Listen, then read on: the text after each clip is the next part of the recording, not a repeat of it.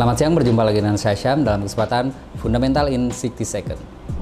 Data yang pertama kita punya dari Cina, yaitu PMI atau Purchasing Manager Index atau Manajer Indeks Pembelian, yang mana ini mengenai sektor manufaktur dan akan cukup berpengaruh terhadap pergerakan mata uang.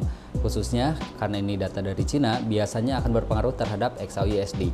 Dan untuk data PMI dari Cina ini diprediksikan akan mengeluarkan data yang positif.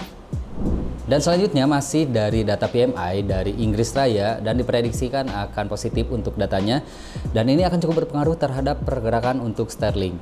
Data ini akan cukup menggerakkan pergerakan harga dari beberapa pair currency, dan kita bisa melihat atau bisa memprediksikan bahwa kemungkinan besar hasilnya positif. Dan yang selanjutnya masih PMI tetapi berasal dari Amerika Serikat. Data PMI dari Amerika Serikat diprediksikan akan mengeluarkan data yang positif juga dan akan cukup berpengaruh terhadap pergerakan mata uang US dollar. Ini akan sedikit menguatkan pergerakan US dollar dan akan sedikit mengkoreksi untuk XAUUSD dan beberapa pair pasangan yang lainnya seperti GBP USD ataupun Euro USD.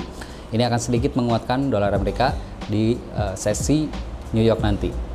Dan selanjutnya kita punya data untuk perubahan data pekerjaan di luar sektor pertanian atau ADP, Automatic Data Processing dari Amerika, yang dirilis secara bulanan. Data ini biasanya berpengaruh cukup besar terhadap pergerakan market, terutama untuk beberapa mata uang yang berpasangan dengan US dollar. Untuk ADP kali ini diprediksikan akan mengalami penurunan datanya menjadi di bawah 130 atau kurang lebih di 127K, dan akan sedikit melemahkan untuk dolar Amerika, yang kita lihat bahwa harga saat ini pun sudah mulai melemah. Dan selanjutnya disambung pada dini harinya akan ada FOMC atau Federal Open Meeting Committee, yang mana di sini akan menentukan kebijakan-kebijakan moneter yang akan dilakukan oleh pihak Amerika Serikat, dan di sini juga akan menentukan tingkat suku bunga pada kuartal ini, apakah akan dinaikkan ataupun tidak dinaikkan.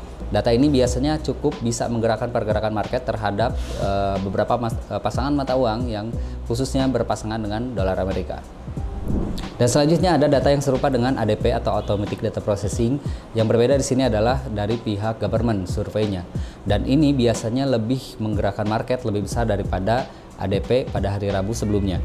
ADP ini biasanya akan memberikan dampak yang cukup besar untuk pergerakan mata uang, terutama yang berpasangan dengan dolar Amerika. Berbeda dengan prediksi dari ADP yang diprediksikan akan mengalami penurunan di bawah 130K, untuk NFI ini diprediksikan akan mengalami kenaikan menjadi di atas 250K. Dan ini tentunya akan menjadi angin segar untuk dolar Amerika yang saat ini cukup lemah terhadap beberapa pasangan mata uang.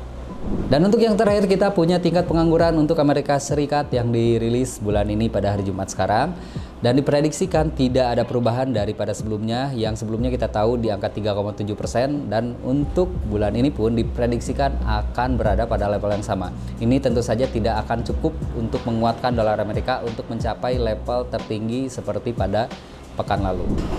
Sekian data fundamental in 60 second untuk minggu ini. Semoga bermanfaat. Sampai jumpa lagi di kesempatan selanjutnya. Saya Syam.